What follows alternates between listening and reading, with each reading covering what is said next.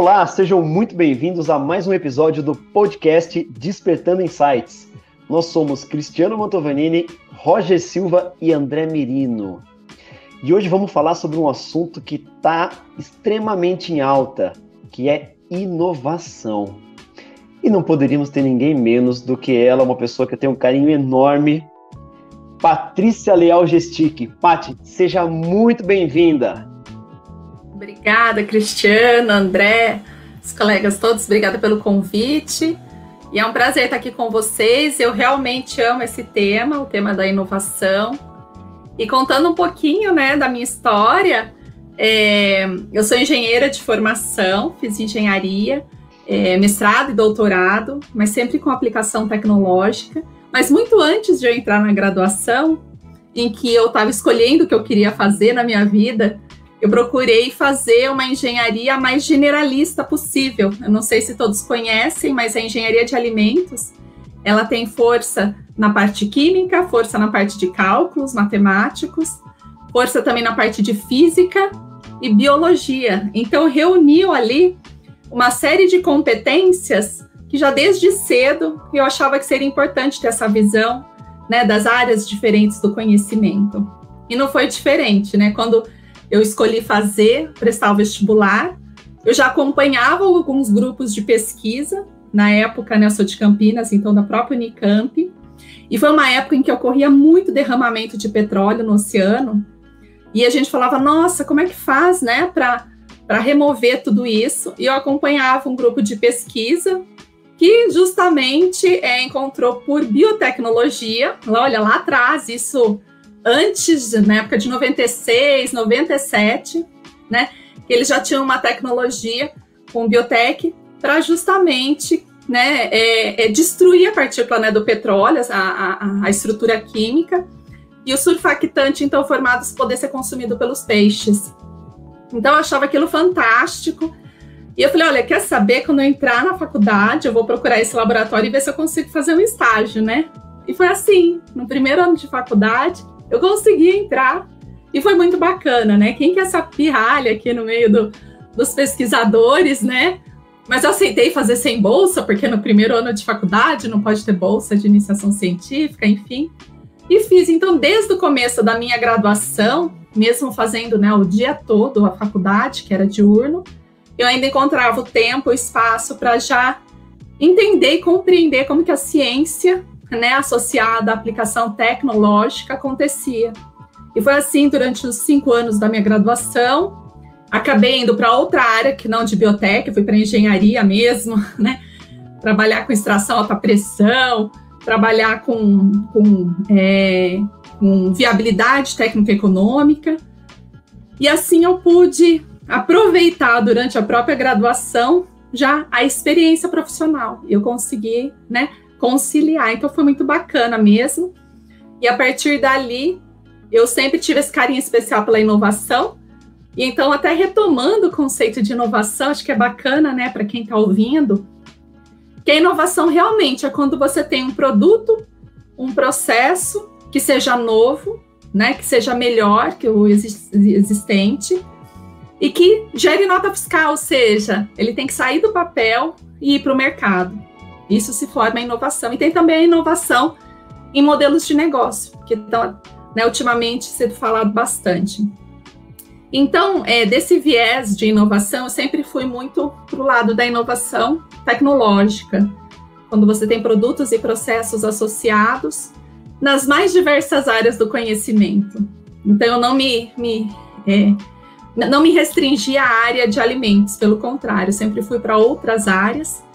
Tive a oportunidade de trabalhar numa empresa do Grupo Vale, e lá eu trabalhava com energia, com turbinas, com muitos engenheiros mecânicos. E dali eu já comecei, de fato, ao invés de ir para a carreira científica, ir para a carreira mesmo de mercado, de negócio. Quer dizer, eu tive uma experiência com P&D fantástica, de muitos anos. E depois, então, pude ir para a área de negócio, de propriedade intelectual, de transferência de tecnologia.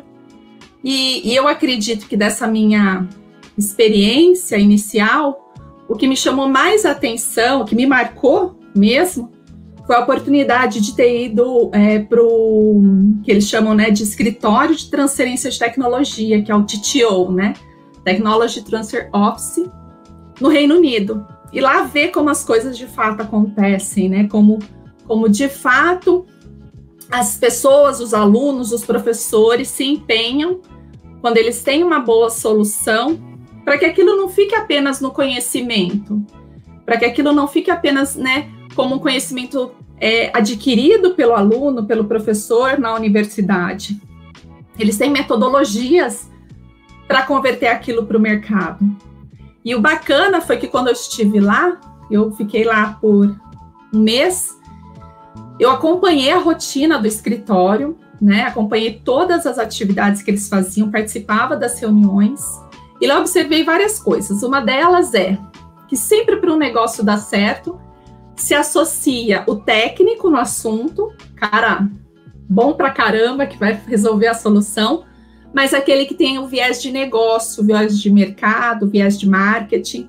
Então, eles sempre se preocupavam em criar essa conexão das pessoas. Então, muitas vezes chegava para o escritório de transferência de tecnologia, uma baita oportunidade, seja da área de vacina, de engenharia, do que for, e ali tinha uma equipe para olhar as competências daquela pessoa e ver quais competências faltavam para aquilo se constituir numa futura, por exemplo, empresa, uma futura startup, para receber aporte, né, receber investimento.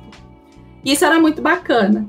Então, eu vi tanto a parte procedimental mesmo, tecnologia, ferramental, mas eu vi também esse lado do comportamento, esse lado de como, né, e é importante haver essa composição e que ninguém é obrigado a saber tudo, né? Que eu acho que cada um tem a sua aptidão. Algumas aptidões você consegue desenvolver, sim, e outras você tem que procurar em um parceiro, um sócio para apoiar. E uma outra coisa também que me chamou a atenção é a rede. Lá foi na Inglaterra que me obrigaram a montar o LinkedIn, por exemplo. Falaram assim, Patrícia, como assim vocês lá no Brasil não estão acostumados a ter o LinkedIn, né? Hoje o mundo se faz pela rede, né? Acho que a importância de se ter pessoas muito boas, conhecer pessoas, se conectar, né? Saber que a rede é uma reciprocidade, né? Uma hora você faz, uma hora você recebe, e que no futuro o que conta é a sua credibilidade, a sua, né? Como que as pessoas te enxergam? Até fazendo um parênteses, né? Para quem gosta de propriedade intelectual, que quem não sabe muito bem, propriedade intelectual tem a ver com os direitos que envolvem o conhecimento humano, né? E transformar aquilo em um bem material, um bem que pode ser, embora um ativo intangível, um bem que pode ser comercializado. Fazendo um parênteses, né? A diferença entre marca e branding, né? Marca você cria, o branding é aquilo que acham de você. Então, lá na Inglaterra, eu montei pela primeira vez o meu LinkedIn, estruturei e falei, ok, a partir daí, então, vou dar uma atenção especial para isso, né? E uma outra questão também associada à rede, que eu levo até hoje, por exemplo, se eu preciso de alguma coisa, eu entro em contato, olha, já faz o quê? Muitos anos, né? Isso foi, eu estive na Inglaterra em 2008, já faz mais de 10 anos e até hoje, se a gente precisa de alguma coisa, a gente se contacta, a gente se conecta e a gente abre caminho. Então, essa experiência foi bem marcante, porque também lá eu tive a oportunidade de conhecer parque tecnológico. Então, os parques tecnológicos, como eles acontecem, né, a gente sabe que existem vários formatos e modelos hoje de parques científicos e tecnológicos, e lá na Inglaterra, eu pude ver como que aquele embrião que sai da universidade, né, aquela tecnologia ainda num baixo de desenvolvimento tecnológico, ganha força e robustez, né, num ecossistema adequado para avançar no estágio da ganhar escala, tamanho, força aí para o mercado. Então, foi essa experiência que me fez, quando eu voltei aqui para o Brasil, porque eu tinha vínculo, né, com vínculo empregatício, né, com uma universidade pública, em que eu era gestora, e a gente tentou, então, implementar aqui, tropicalizar aquilo que eu vi lá, e funcionou muito bem. Então, hoje a gente vê aí o resultado dessa universidade, que eu tinha um carinho especial, né, que eu que é a Unicamp, né, e a agência de inovação da Unicamp. E a partir dali, Cristiano, assim, foi uma oportunidade atrás da outra, né? Mas essa foi a mais marcante. Mas eu tive a oportunidade de ir para os Estados Unidos, numa equipe muito pequena. A gente foi numa missão Brasil inteiro, só em 6 pessoas, né? Me senti muito honrada de ter ido. Fui para saber de transferência de tecnologia e compartilhar esforços. Fui para o Japão também, numa comitiva só de 2 brasileiros e mais de 30 pessoas do mundo inteiro. Então, essas experiências, elas foram somadas e hoje eu estou aqui, né, com essa experiência pública e privada, tentando conectar os mundos, que é o mundo do quê? O mundo da academia, da competência, dos talentos, né, que muitas vezes não fala a linguagem da empresa, não fala a linguagem do negócio, que muitas vezes se distancia um pouco da formação que a empresa precisa, e a linguagem da empresa, que é de negócio, que é de, obviamente, visar o lucro, a riqueza, para que o ciclo se feche. E só para finalizar esse primeiro ponto, eu acho sempre importante falar que a inovação ela pode acontecer dentro da empresa, que é uma empresa que está ali investindo em novas oportunidades de negócio, novos produtos e processos e melhorias, como também nas empresas que surgem em função de uma tecnologia, que a gente fala que são as spin-offs ou as startups, né? E aquele que a gente chama, né, que é o empreendedorismo, então dentro da empresa, né, muitas vezes é inovação, intraempreendedorismo e fora o empreendedorismo. E justamente, super recente, saiu o Marco Legal de Startups, dia 11 agora de maio, né, aprovada pela Câmara, passou pelos... Então só falta agora ser publicada, promulgada. Então é muito bacana de saber, né, das iniciativas que estão acontecendo para estimular de todas as formas a inovação, seja dentro das empresas com fomento, financiamentos, como também das pequenas empresas, aporte de investidores anjo, enfim, toda uma estrutura, né, para que a inovação seja um rumo aí da competitividade no Brasil. Demais essa trajetória, demais o crescimento que você teve. Você começou numa área de exatas e terminou numa área de humanas. Na verdade, você conseguiu unir elas. E isso eu acho muito bacana, porque as pessoas elas se fecham no próprio mundo, né? Não, eu sou de exatas, eu sou de humanas. E a vida não é assim. Nós temos que ser multidisciplinares. E você tocou num tema muito legal, que é a diversidade, que você vivenciou lá na Inglaterra. Ah, você é um engenheiro, você tem essas capacitações, mas você não entende de marketing, você não entende de comportamento humano. Então vem aqui você, profissional que entende de marketing, que supra esses pontos fracos, vamos chamar assim, né, desse outro colaborador, e juntos vamos fazer essa invenção funcionar. Porque as pessoas, elas conectam muito invenção à tecnologia. E realmente, a invenção, ela é tecnológica, porém, ela gera a tecnologia. E não é a tecnologia que gera a invenção. E vejo que as pessoas invertem um pouco esses valores, né? E segundo a gente estuda, né, a gente sabe, a tecnologia ela surge da mente de um ser humano. A ideia, a solução pro petróleo, pro derramamento de petróleo, surgiu de uma mente humana, que depois vai ser desenvolvido, vão haver estudos e vai se tornar uma tecnologia inovadora.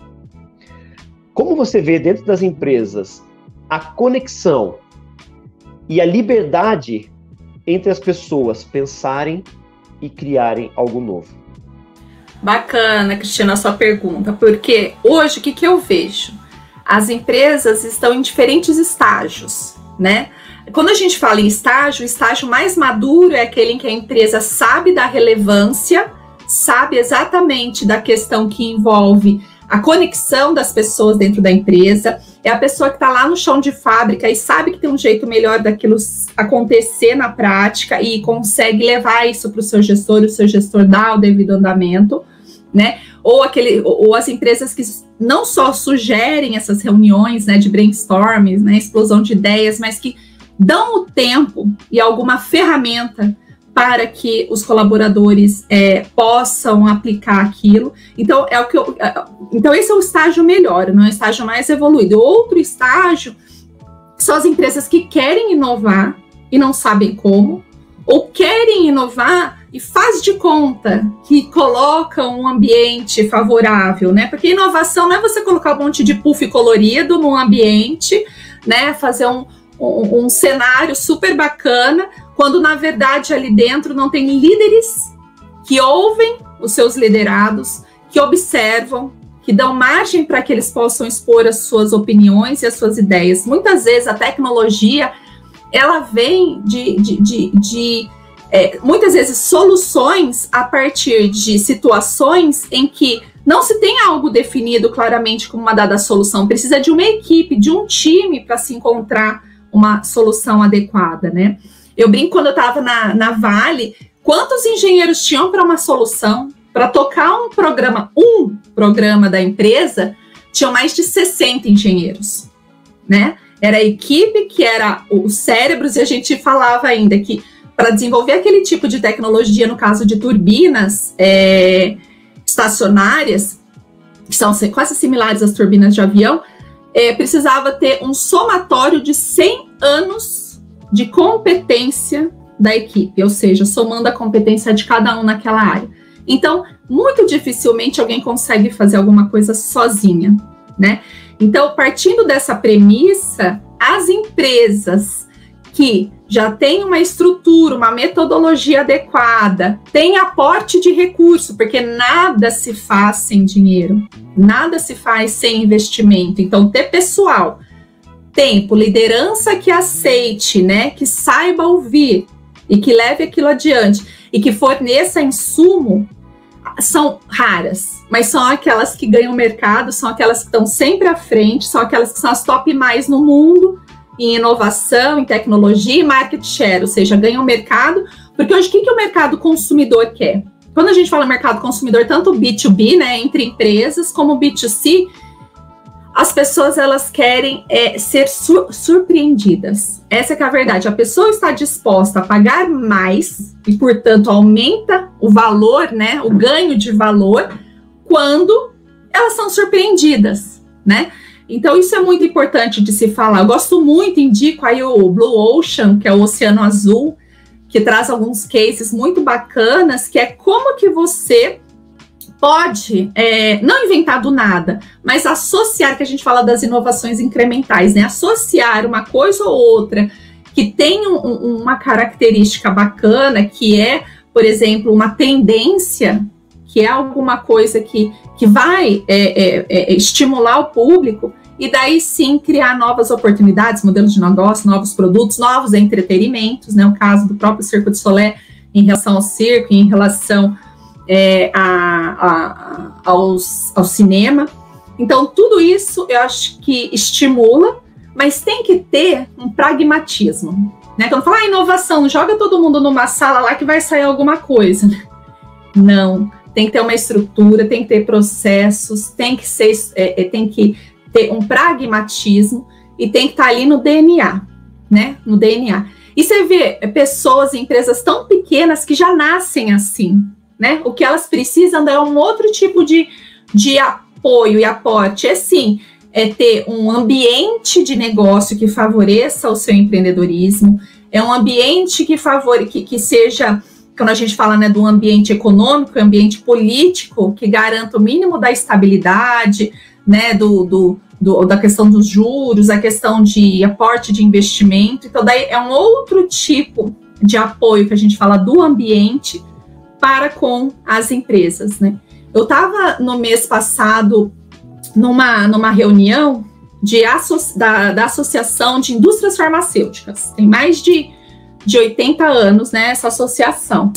E estava eu, né, para comentar sobre a lei de inovação e a Estratégia Nacional de Propriedade Intelectual, na qual eu fui consultora responsável contratada pelo escritório especial da ONU, né, da Organização das Nações Unidas, que é um escritório especializado que é World Intellectual Property Organization em Genebra. E por meio dessa consultoria, então, eu forneci a consultoria para o governo federal para a construção da estratégia nacional. E nessa discussão, tanto sobre a lei de inovação, né, a política de inovação, quanto a estratégia nacional de PI, tinha comigo lá um representante do Ministério de Ciência e Tecnologia. E a discussão do fármaco já é antiga, porque é uma das principais empresas hoje a gente já tem as de TI também, que sabem, né, como lidar com competitividade, que investe pesado, de quantas 1000 moléculas, uma só tem resultado. Então, eles já sabem, inclusive, lidar com os direitos de propriedade intelectual, quando proteger, patentear, registrar, ou seja, faz todo, porque sabe da importância que é garantir o seu direito de exploração em função do investimento que foi feito, né? Isso é muito importante. E ali estava sendo dito que precisa, sim, de um ambiente adequado ainda no Brasil, que precisa ser restabelecido, readequado. Por exemplo, se você investe pesado numa inovação, não pode haver uma regulação de preço, entendeu? Né? Você assim, inibe qualquer tipo de investimento, inibe. Então, quer dizer, muitas empresas deixam de investir para inovar no Brasil e vai investir num país onde a estrutura, o ambiente, enfim, esteja mais compatível com a realidade. Então, é nesse sentido que eu acho muito importante que as pessoas, né, os que têm o conhecimento, a prática, possam apoiar, né, com as políticas públicas, possam apoiar todo mundo, todo cidadão tem o direito de responder a uma consulta pública. E aí, quem de nós faz isso? Saiu a consulta pública de startup, saiu a consulta pública da Estratégia Nacional de Inteligência Artificial, saiu a consulta da política de inovação, saiu da estratégia agora de inovação, que vai ser lançada, tá para ser lançada em junho, julho, né? Então, e aí? Será que também a gente faz o nosso papel? Então, essas discussões, elas são importantes. Eu sempre digo que a inovação, ela é complexa, muito complexa. São vários os fatores, né? Parece assim, que é uma conjunção astral, né? Para que as coisas deem certo. Então, você precisa de metodologia, você precisa de ambiente, você precisa de investimento, você precisa de estímulo, você precisa de talentos. Inovação, como você disse, sempre é uma competência humana, né? O próprio, você citou uma frase exata, né? Quando falou o que é propriedade intelectual. Propriedade intelectual diz respeito a produtos, né? Resultado da mente humana. Qualquer resultado da mente humana.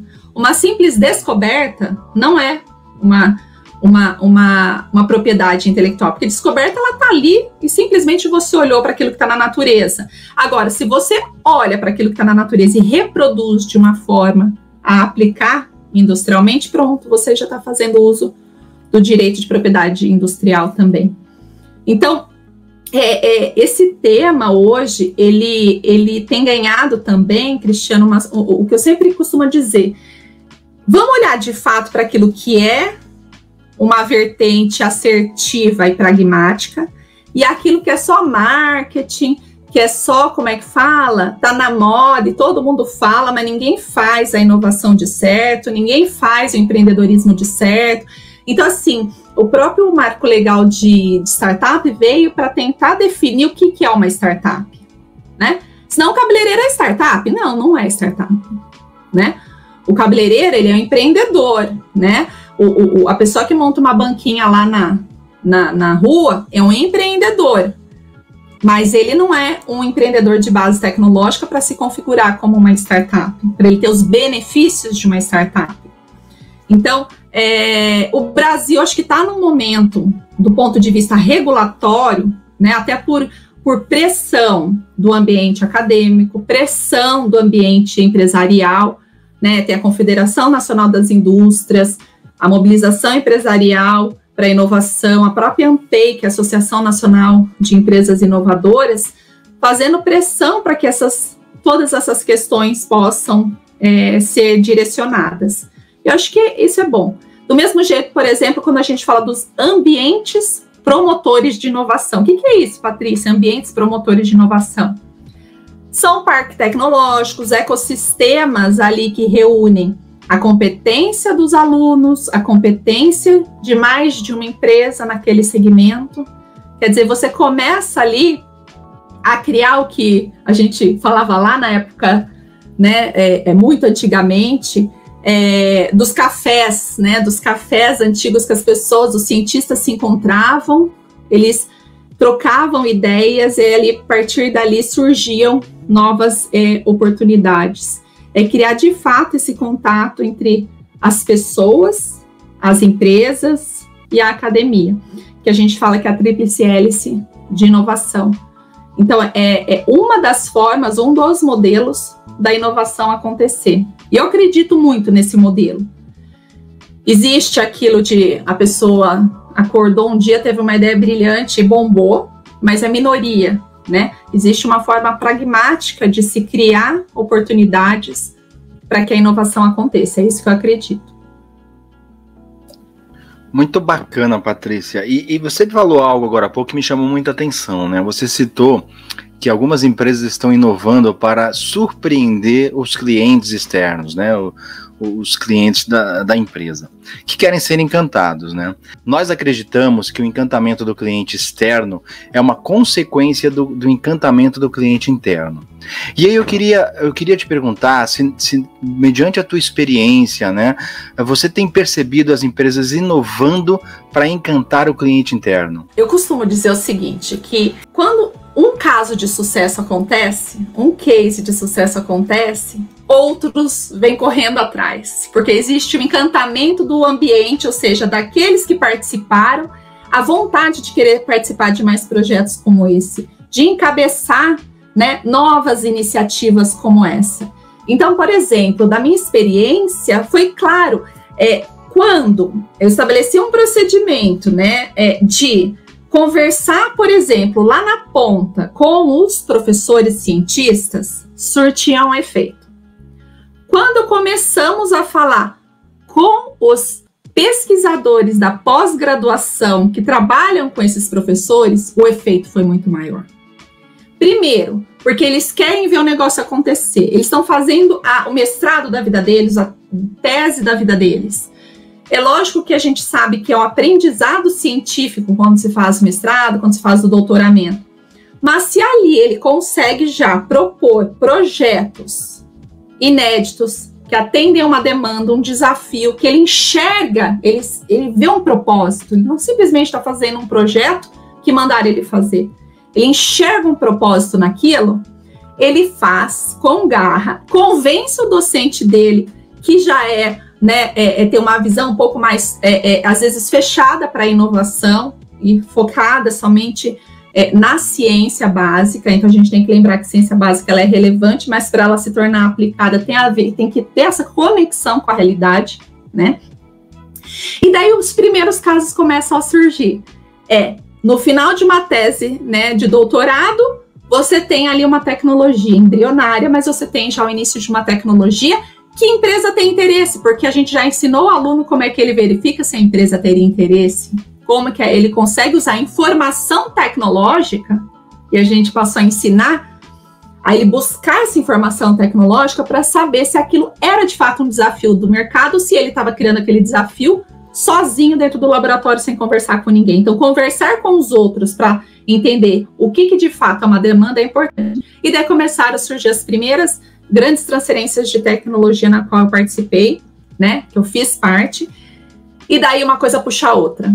Começou um case, todo mundo vai atrás. Então, o que a gente fala, né, da Maria vai com as outras do ponto de vista positivo, né, que é encantamento interno daqueles que produzem internamente, querer fazer mais, e daí, consequentemente, começar a encantar os clientes externos e passam a procurar esses detentores de tecnologia que já tem uma visão de mercado, que consegue linkar, né? A gente sempre associa, eu sempre falo que eu tento fazer o papel da ponte, né? Do universo da academia para o universo do mercado. Quando essa ponte ela começa a ser mais clara e o mercado entende que aquele grupo, aquela universidade, aquele instituto, aquela própria startup entende a linguagem de negócio, pronto. E daí você encanta e ali surge, né? E daí cria-se mais responsabilidade, porque daí sim você passa a criar. Quando passa a ser o default, né? Ou seja, passa a ser já esperado que aquele grupo de pesquisa, aquela universidade, aquele instituto de pesquisa, ou que até aquela própria startup ou empresa já gera produtos, processos inovadores e que atende a uma demanda de mercado, já se abre todo um caminho e ali a oportunidade de prosperidade é grande, né? Eu volto a falar, não basta apenas ser tecnicamente bom, ter a melhor invenção, você tem que ter a melhor equipe. Não basta você ter ali um resultado bacana de um trabalho se você não tem uma equipe capaz de entregar no prazo aquilo que é desejável. Então, é uma somatória de competências para que a inovação aconteça.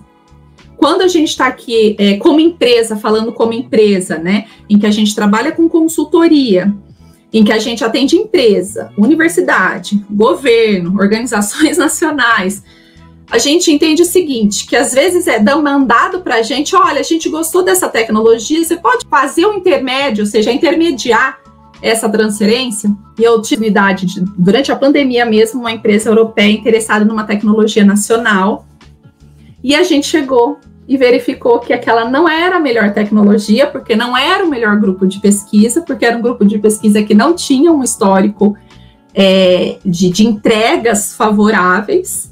Então, tudo isso tem que ser colocado no radar também.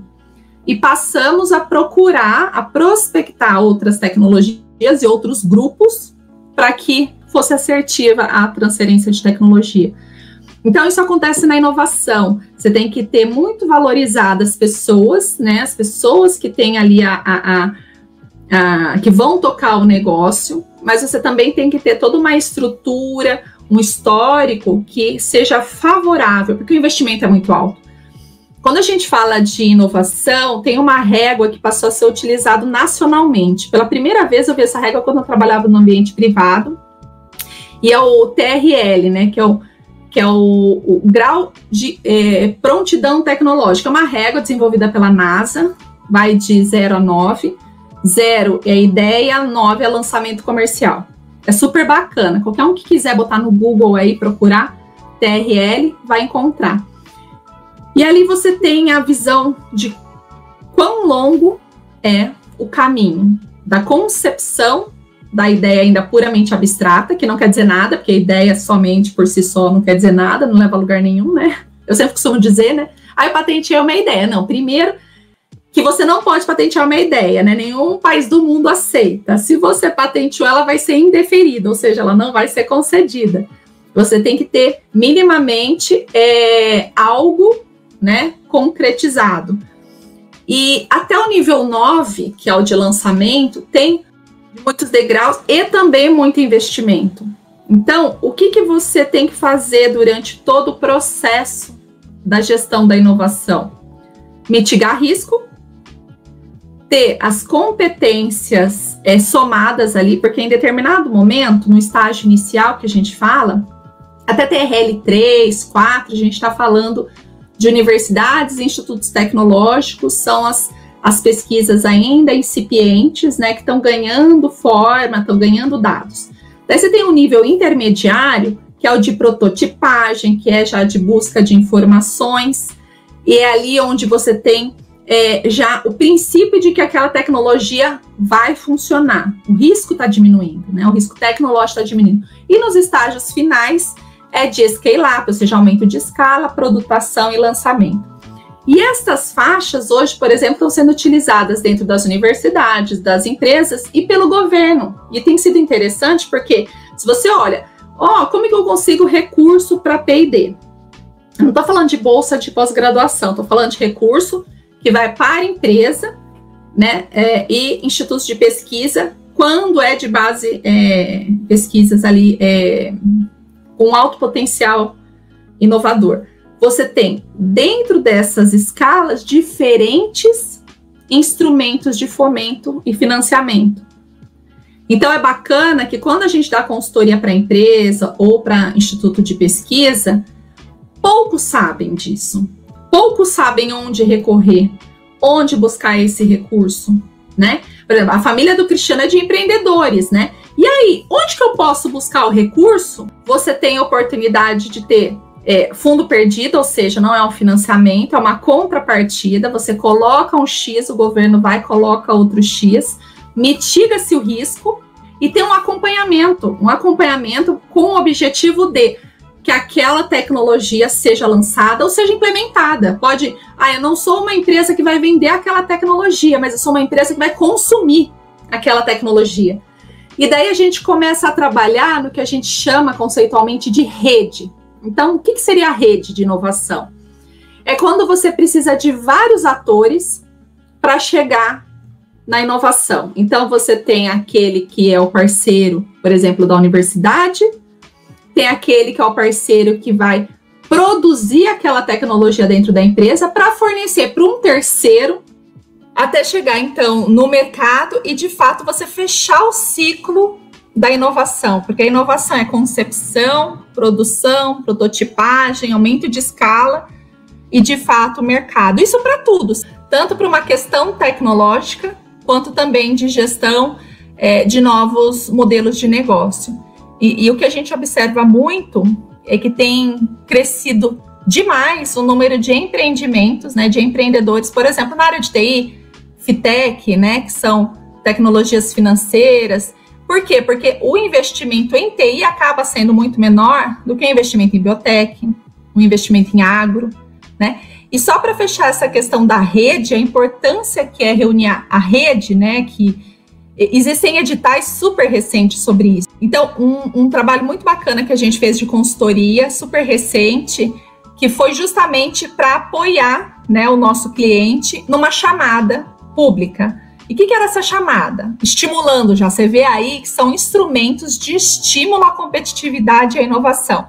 Nesse instrumento estava envolvido FAP e Ministério de Ciência e Tecnologia, e para somar recursos, porque a gente sabe que o recurso está super escasso, né?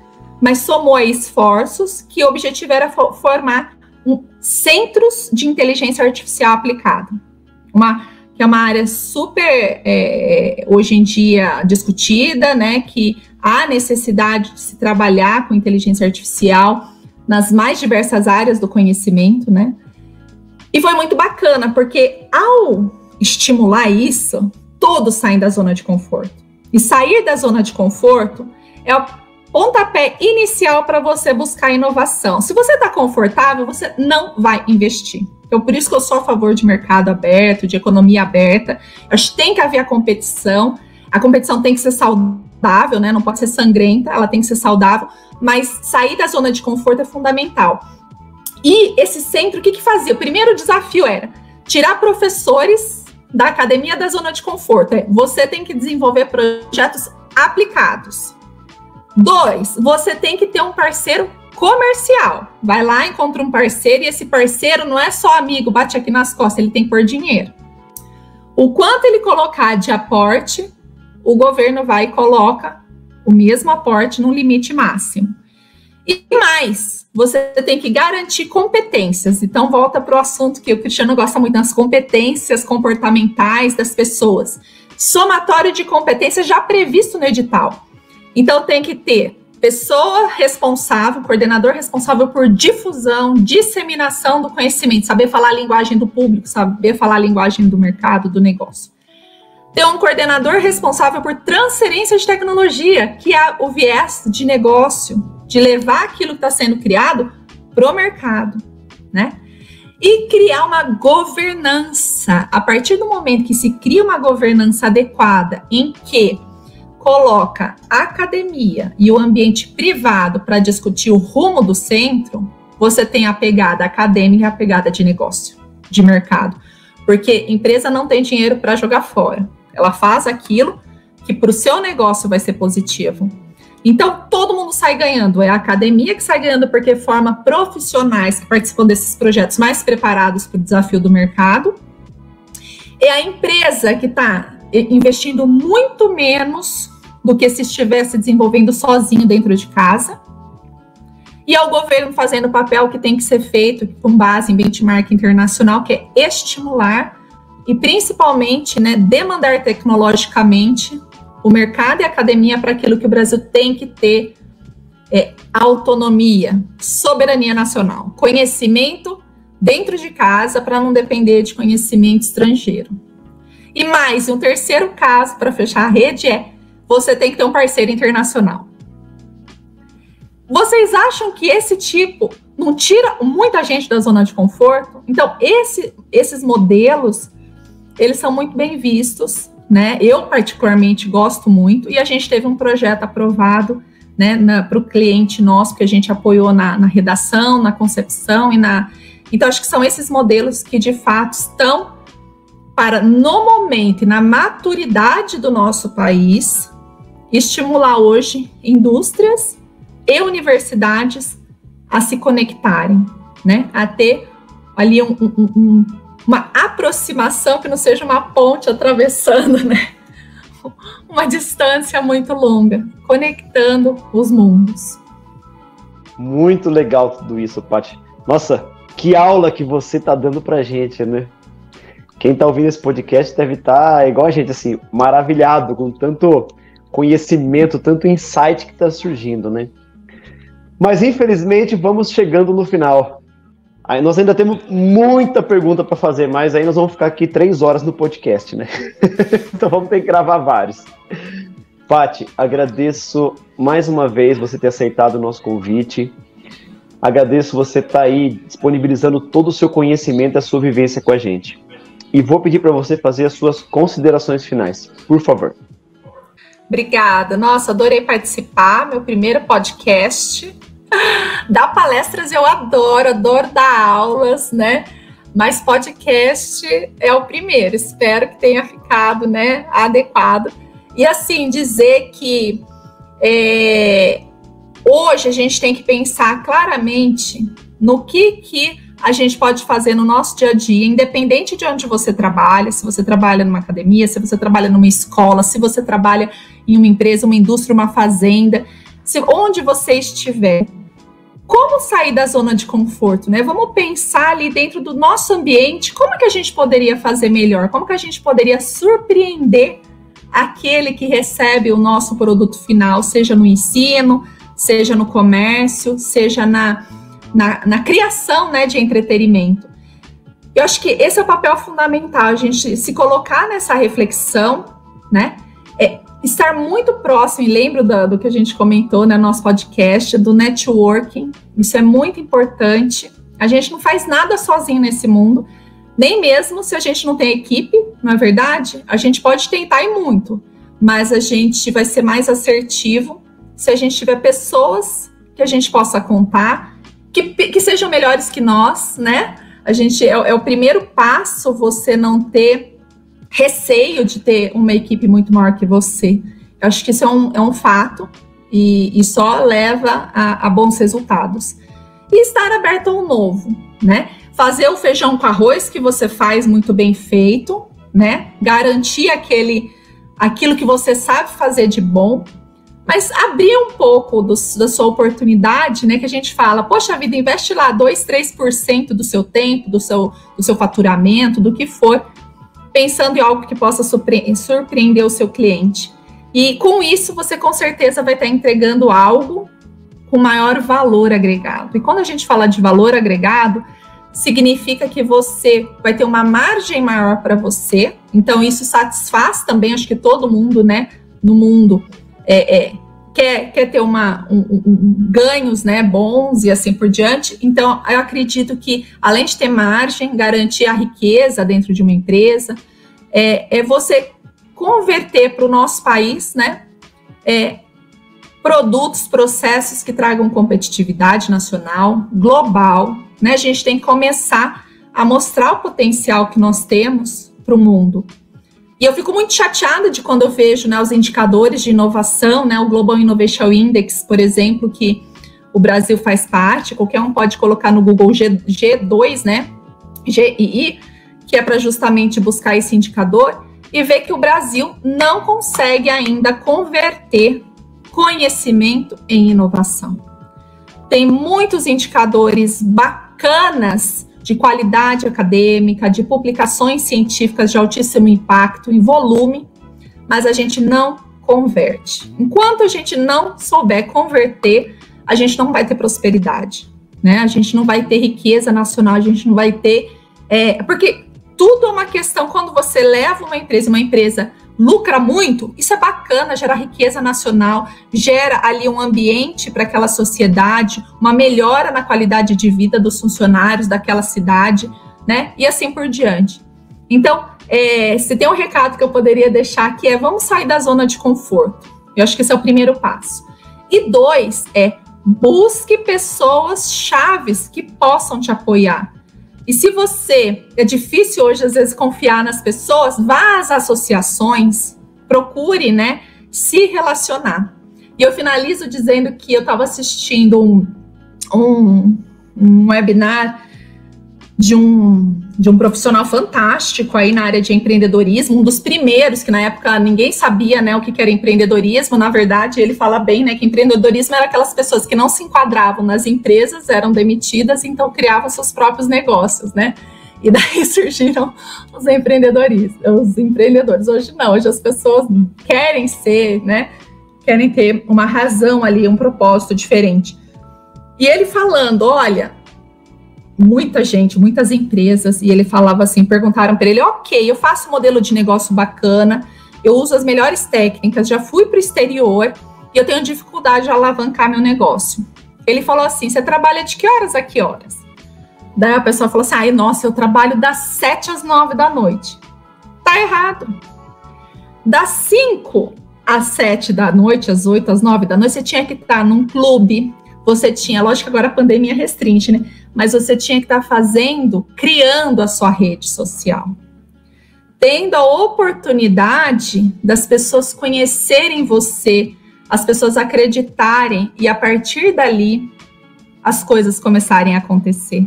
Você está numa associação, você participa de associações que têm o mesmo propósito, criar rede significa pessoas daquela rede têm o mesmo propósito e você está conectada a elas, né? Porque senão você está nadando sozinho no ambiente que ninguém te conhece. E eu tive a oportunidade de aprender sobre marketing pessoal no 2º ano da faculdade. Eu achei o máximo, porque eu super nerd, né? Passei direto na faculdade, estudava em escola católica, aqui em Campinas, passei direto. E assim, todo mundo me achava um ET na faculdade, né? E daí, no 2º ano, a gente organizava o que chama Semana de Engenharia de Alimentos, que era só festa, era uma super bacana. E eu falava, olha só, quanto relacionamento que a gente cria, né? Eram quase 2.000 alunos de graduação do Brasil inteiro se reunindo em uma semana na Unicamp, e eu fui parte da organização. E eu tive que fazer o curso de marketing pessoal, tive que organizar o curso, chamar palestrantes, enfim. Foi um dos cursos que mais bombou. Isso foi muito bacana. Ou seja, sai daquele conhecimento que a gente fala, né, do hard para os soft skills, né? Que é como que a gente consegue, de fato, verbalizar e passar aquilo que a gente sabe, gosta e conhece. E assim as oportunidades surgem. Eu agradeço muito por essa oportunidade e estou super à disposição. E dizer assim, que para mim sempre foi um prazer transitar pelo ambiente público e privado, né? Hoje estou na consultoria, estou à frente de uma consultoria de inovação. A gente trabalha em várias linhas de frente que a gente percebe que tem gaps do mercado. Hoje, por exemplo, ontem mesmo recebi a aprovação de um novo cliente lá do Sul, quer dizer, a gente sabe, a gente atende o Brasil porque a gente sabe do gap que é criar a competência dos dois mundos e dessa interlocução, né? E eu fico muito feliz de poder contribuir dessa forma também com uma equipe bacana. E é isso. Ninguém sabe o dia de amanhã e onde nós estaremos, né? Só espero podendo trabalhar com inovação. É legal conversar com as pessoas quando elas amam o que elas fazem, porque elas falam, elas têm vontade de contar com brilho nos olhos. E isso eu acho sensacional, porque é o que a gente leva nas palestras, leva nas mentorias, né, André? A gente leva o despertar nas pessoas, tanto que o nosso projeto chama Despertar da Excelência, porque as pessoas despertem para isso, para esse entusiasmo, para esse propósito, para seguir num caminho que realmente dê prazer para ela. E, Paty, como você falou bastante de network, vou pedir para você deixar os seus contatos, para o pessoal te encontrar e ampliarem as redes deles e as suas também. Obrigada. Vou ficar muito feliz. Todo mundo pode me encontrar no LinkedIn, Patrícia Leal Gestic, Gestic, Gestic. E vamos lá, me contacta. Lá tem também meu e-mail e a gente pode trocar figurinha. Estou super à disposição. E é isso, pessoal. Quem quiser conhecer também um pouquinho mais da consultoria, é só procurar no Google Intelligence for Innovation e vai saber todo o nosso portfólio de atuação. É isso, gente. Muito obrigada mesmo. E eu adoro, eu sou suspeita porque eu adoro receber as notícias diárias, as dicas diárias do Cristiano. E eu fico muito feliz com todas essas dicas. Um dia, quando você for fazer um curso ou palestra, com certeza estarei lá assistindo, como eu já assisti tantos vídeos seus. Muito obrigada. É muito gostoso mesmo aprender com vocês. Nossa, o prazer vai ser todo nosso de ter você na plateia, né, André? Aliás, não sei como é que nós vamos subir no palco. A Paty na plateia assistindo a gente, né? Mas obrigado mais uma vez, Paty, por ter aceitado o convite. E a vocês que estão nos ouvindo, agradeço imensamente a audiência. E os convido a seguirem o Despertar da Excelência nas redes sociais: Instagram, Facebook, LinkedIn e YouTube. Despertando a excelência que há em você. Até a próxima!